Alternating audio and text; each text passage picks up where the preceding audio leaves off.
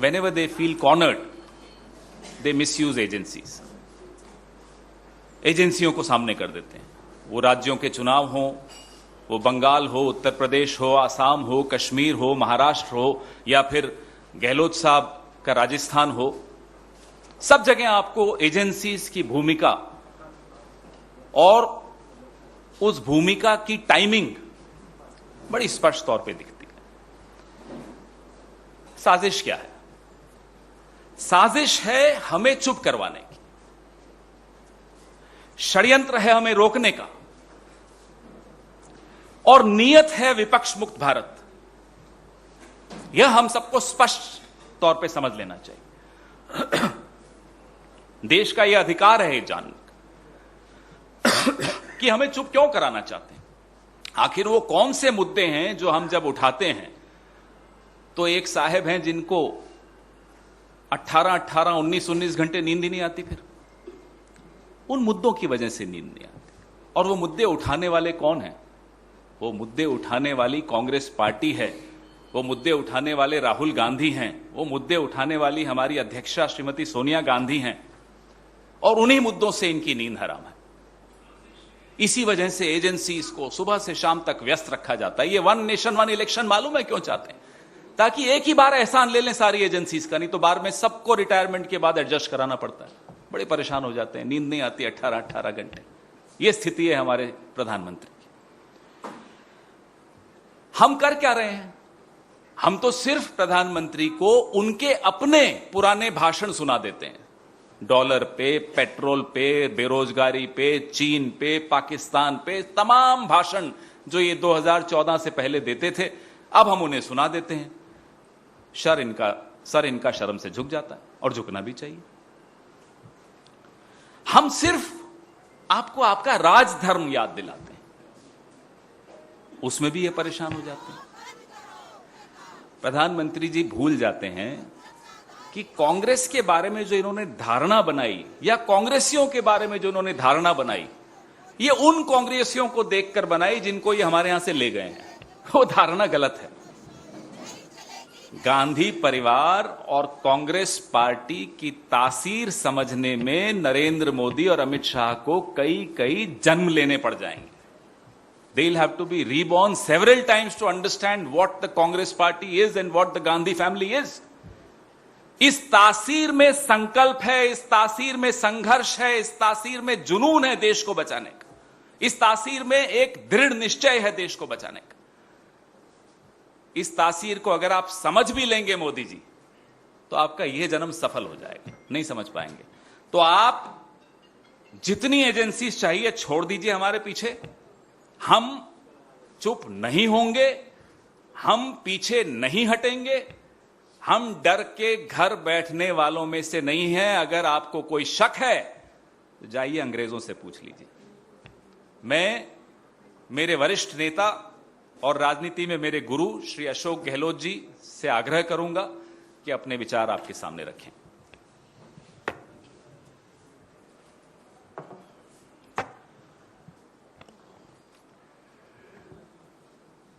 पवन खेड़ा जी और तमाम मेरे मित्रों,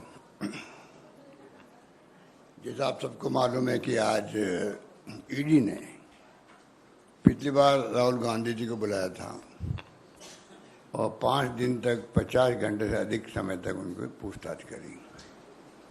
पूरा देश देख रहा था।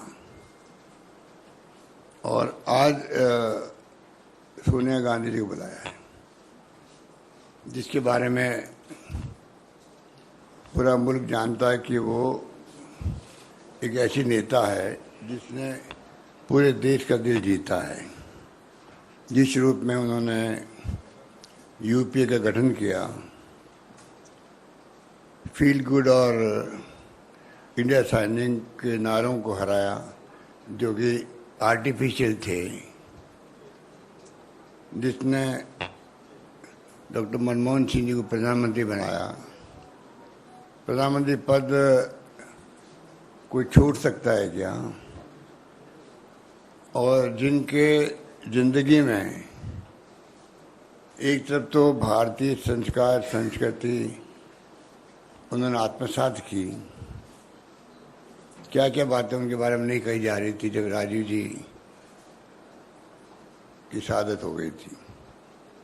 और जिस महिला नेता के रूप में उन्होंने देखा है, एक पारिवारिक महिला के रूप में भी, कि उनके हाथों में इंदिरा गांधी जी की शहादत हुई, जो एक महान नेता थी देश की। बांग्लादेश जिस रूप में बना उस जमाने के अंदर, पाकिस्तान के 2 टुकड़े हो गए। दुनिया के इतिहास में ऐसा कहीं नहीं सुना होगा कि 90,000 सैनिकों को, अधिकारियों को सरेंडर करवा दिया हो एक मुल्क के, जो हमारा दुश्मन मुल्क है, जिसने इंदिरा गांधी ने हरित क्रांति करी, गरीबी हटाओ की बात करी, सब कुछ किया देश के लिए। उनको शहादत हो गई और देश को एक अखंड रखा। राजीव गांधी शहीद हो गए, उनके पति थे। उनकी सास शहीद हो गई देश के लिए, उनके पति शहीद हो गए देश के लिए। इस सरकार को इतनी भी शर्म नहीं आती है कि आप किस महिला को किस रूप में आप व्यवहार कर रहे हैं। ईडी वाले उनके घर जाके बयान ले सकते थे, कई बार लेते हैं, ईडी वाले घर जाते हैं, बयान देते हैं, कोई नई बात नहीं है। मोतीलाल बोरा जी के बयान लेते घर जा करके। पर जिस रूप में उनका रवैया जो है वो बहुत निम्न स्तर का है, कहना चाहिए कि निम्न स्तर का है।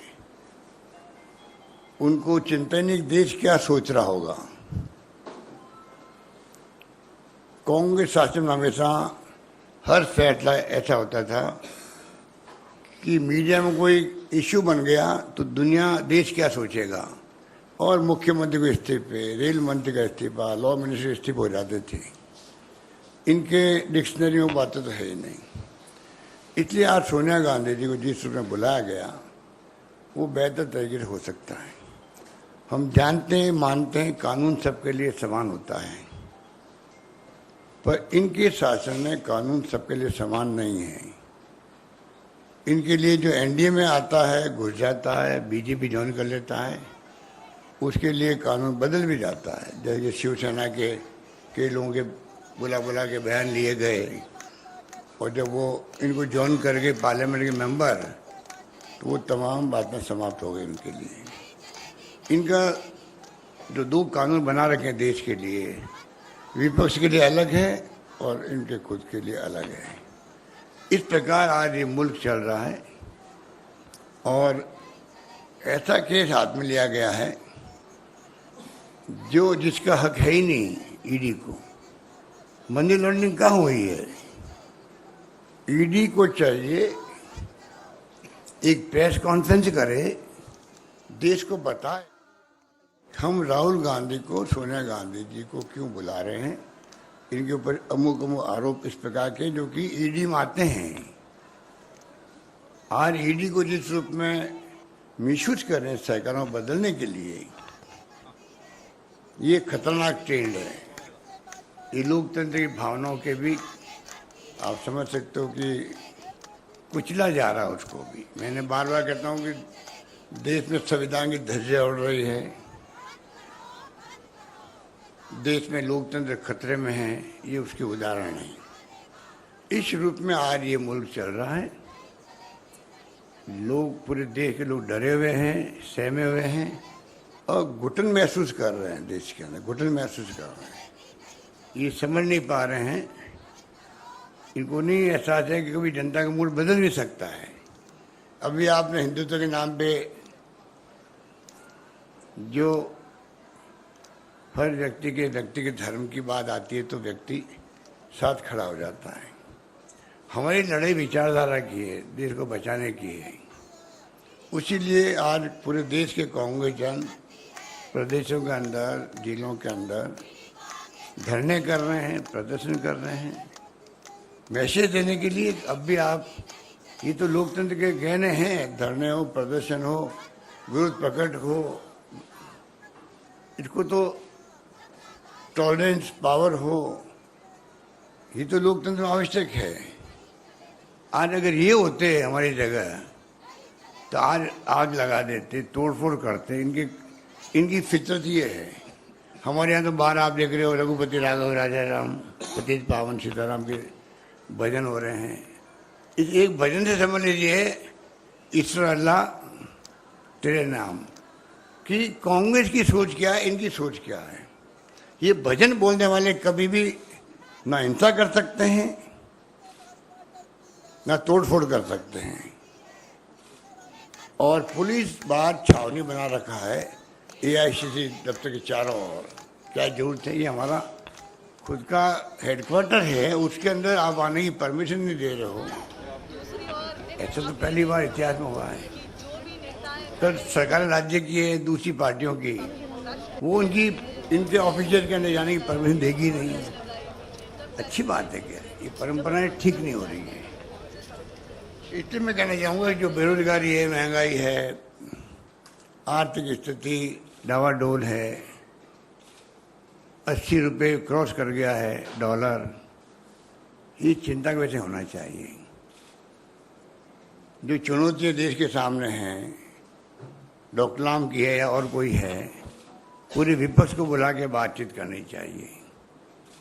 कोई दुश्मन तो होते नहीं राजनीति के अंदर, ना होना चाहिए, पर ये दुश्मन मानते हैं हम लोगों को, विपक्ष को दुश्मन मानते हैं। अभी भी आप हैदराबाद में भी मोदी जी ने कहा रीजनल पार्टियों के बारे में भी सबको ये जो है वंशवाद चल रहा है। तो ये जो इनके टारगेट है विपक्ष, पहले कांग्रेस मुक्त भारत की बात करते थे, अब इनकी मंत्रा है विपक्ष मुक्त भारत बने, डिक्टेटरशिप हो देश के अंदर। उस दिशा में देश जा रहा है। हर देशवासी को चिंता होनी चाहिए।